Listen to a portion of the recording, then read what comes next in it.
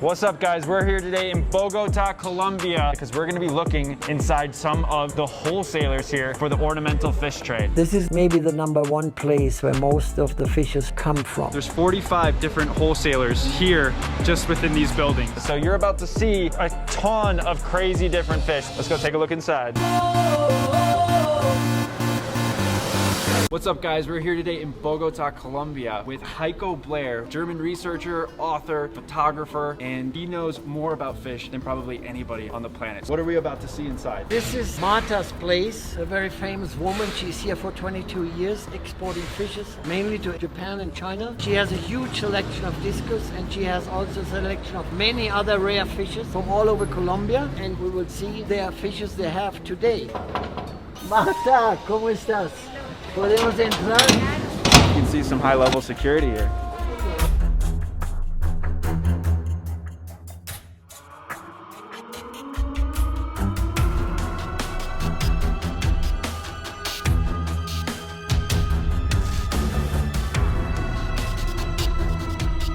What did they just announce?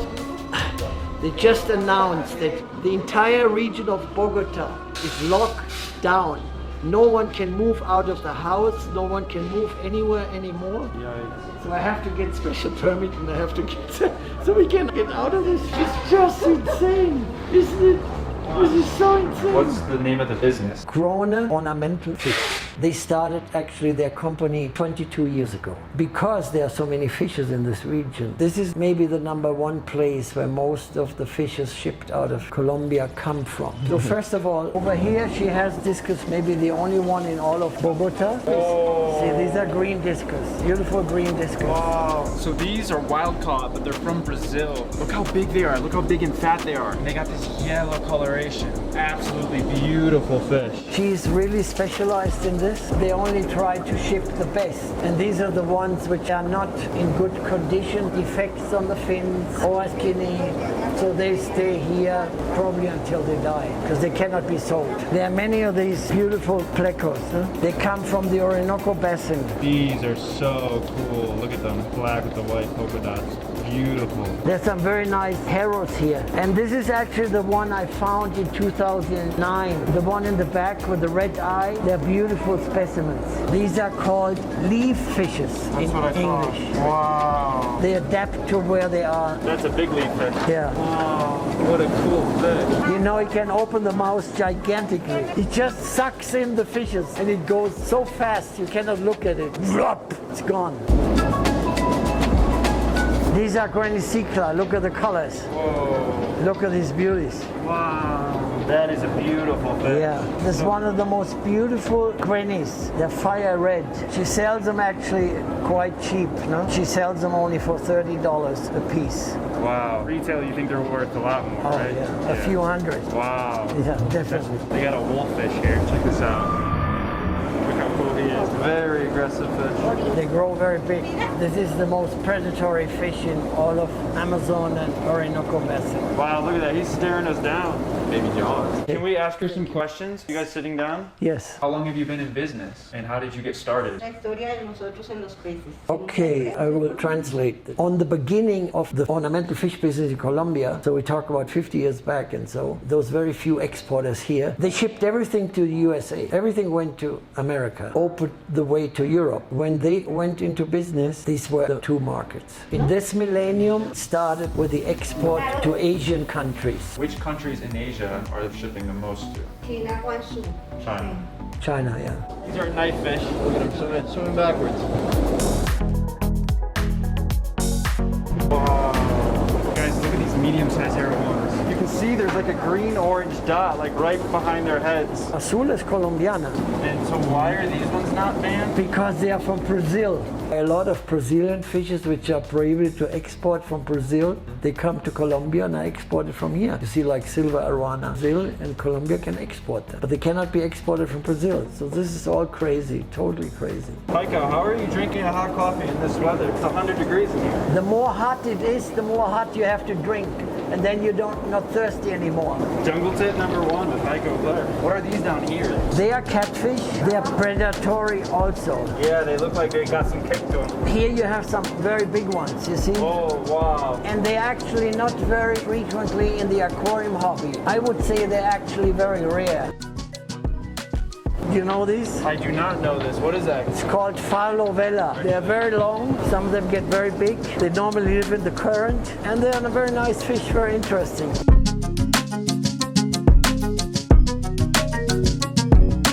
These striped ones, panake, they're juveniles. Very cool tails. Yes, they lose this tail color when they get bigger. But the stripes remain. This is tigrina, because if you watch carefully, he has a lot of stripes like a tiger. That's why they call it tigrina. And they keep them separate because they fight. You have another one down here. It's more colorful, you see? Oh, This is so beautiful. This is a female. The other one you filmed was a male. And these are real altos, the most rare and the most beautiful of all angelfish. This is probably the most majestic fish of the planet, definitely in freshwater. And it's only found here in the upper Orinoco affluent rivers and lakes. 99% of the fish sold worldwide as altums are not altums. This is the real altum. Today they prohibited the government to collect altums in nature. They can only sell what they have in stock. The Colombian government knows very well what a precious fish this is. It's the most precious fish of all in Colombia, especially like in China today. They buy at one shot 50,000 altums, and you know they cost like $5 to $7, $8 or $9 a piece. 50,000 makes a lot of money. These are also crenicichla. They don't grow so much, and they are so-called dwarf cranes. This fish was described from Guyana. It's one of the very few fishes that eats scales. Scale eater. Scale eater, yes. Whoa. Wow. Wow, Geophagus. Normally, the real Proximus has a gigantic center blotch plaque, and these you see have small ones. So apparently there's more fish upstairs. Wow, so many boxes for days, on and on and on. Amazon Prime shipping? Not that kind of Amazon. Oh, she's got a back room. Yeah. This is the secret room. Every fish keeper has a secret room. Yeah. Silver. They call this platinum arowana. Ah. And there are only 1 or 2 in hundreds of them. So they select them out because they get a very, very special price for these. Very high price. And that's why they're here in the secret room. Every breeder has one. You know about it, you know about it. This is how they arrive. You notice they have no rubber bands, and they come in these big containers. It's amazing. No other place in the world they do this. It's only in Colombia. And they always arrive well, as you can see. They're all okay. Wait, is that Arowana? The regulations are very strict. You saw it already about the Arowana. Almost every country has the biggest problem with the regulations done by the government, by the ministries. Because 99.90% of the people in the ministries have zero idea about fish. They're not ichthyologists, they don't know the fish, they don't know the name, nothing. So they restrict importation, exportation. They try to impose always more and more regulations. Oh gosh, wait. We know this drill. There's another floor. This is the 3rd floor, El Supo. This is the office. This is where El Dinero is made. Oh, that is definitely where she sits. That's the cafe's desk. What's the biggest challenge you face? They're saying they had the biggest problems ever and still fighting with this were the pandemic times and flights last year. No? They couldn't get the fish to the locations in time, so you naturally will have high losses for 1 year, big problems with the flights.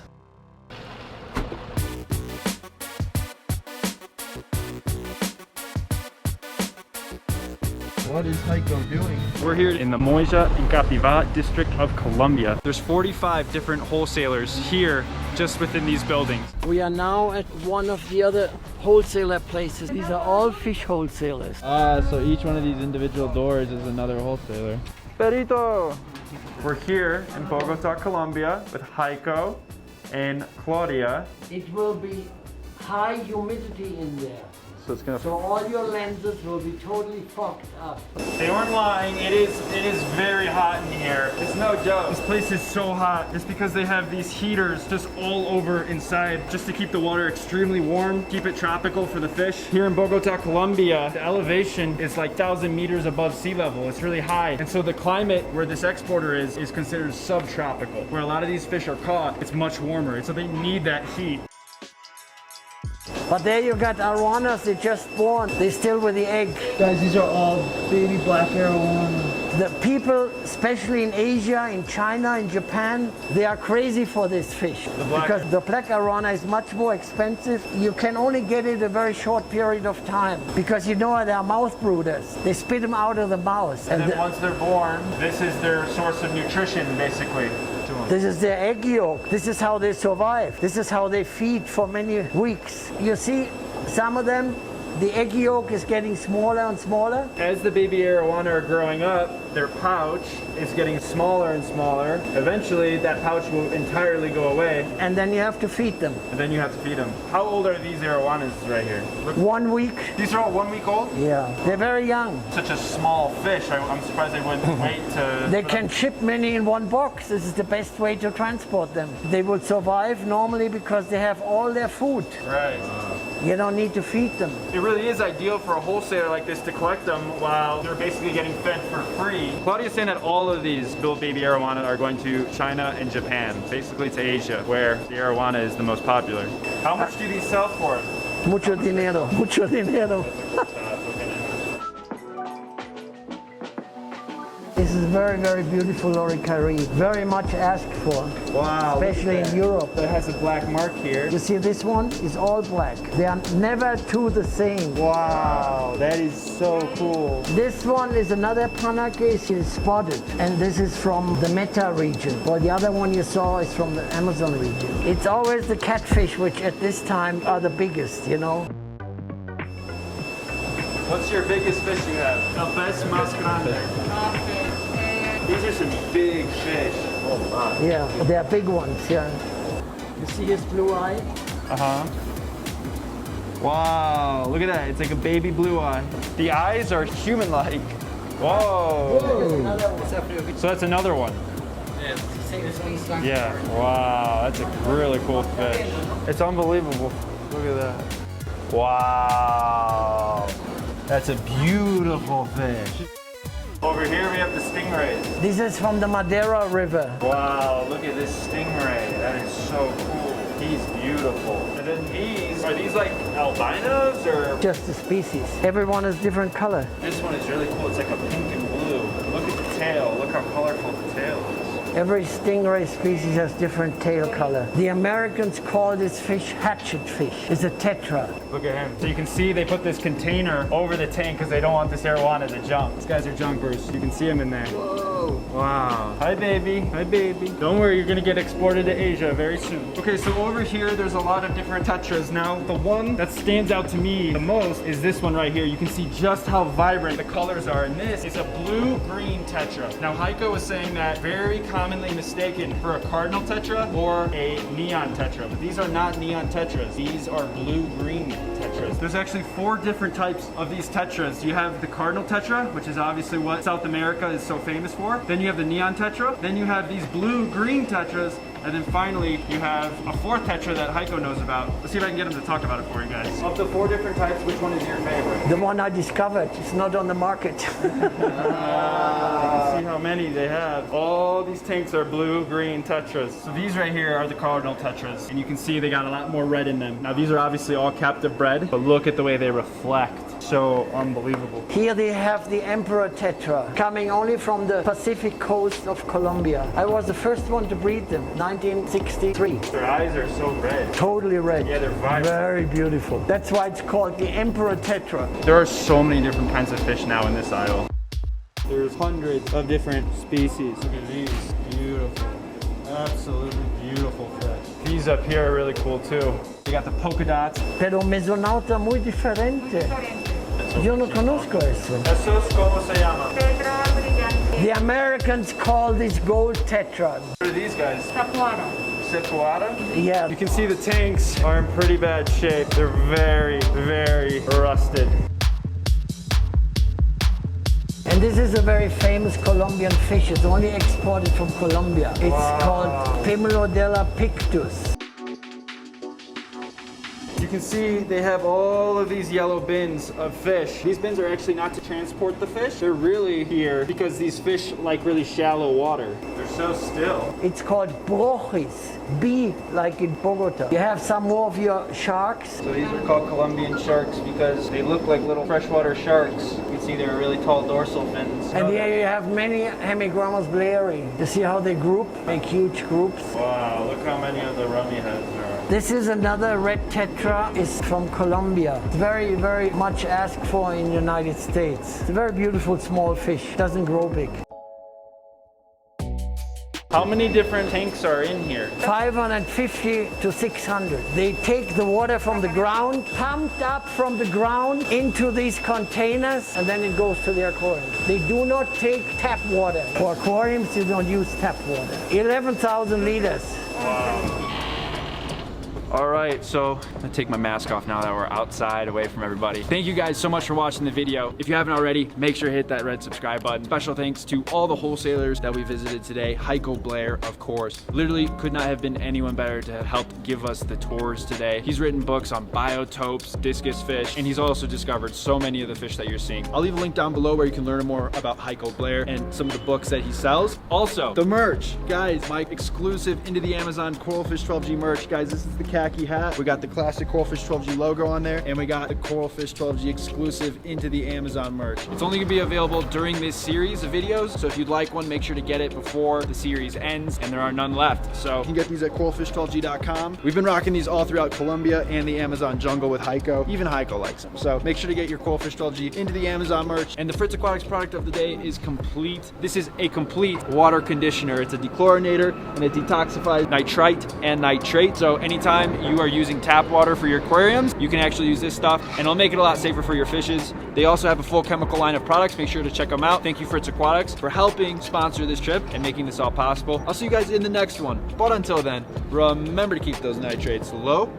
George, out. Heiko, no one goes faster on the Autobahn than you. Not anymore, because you cannot drive anymore like in the past. When I was with my fish business in Germany, I drove from Frankfurt to Milan. I didn't have to stop. 200 and some miles an hour. What kind of car do you have? I had the most unique Porsche. They don't make them anymore. They only made 300 of them.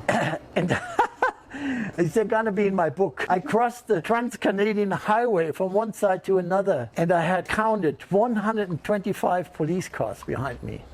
They could never catch me. What? Wow. But at one point, I knew if I go on, they're gonna make a roadblock, no? Like they do. So you went from the fast life to the slow life now? No, I went into the forest. I drove all night long through the dense forest.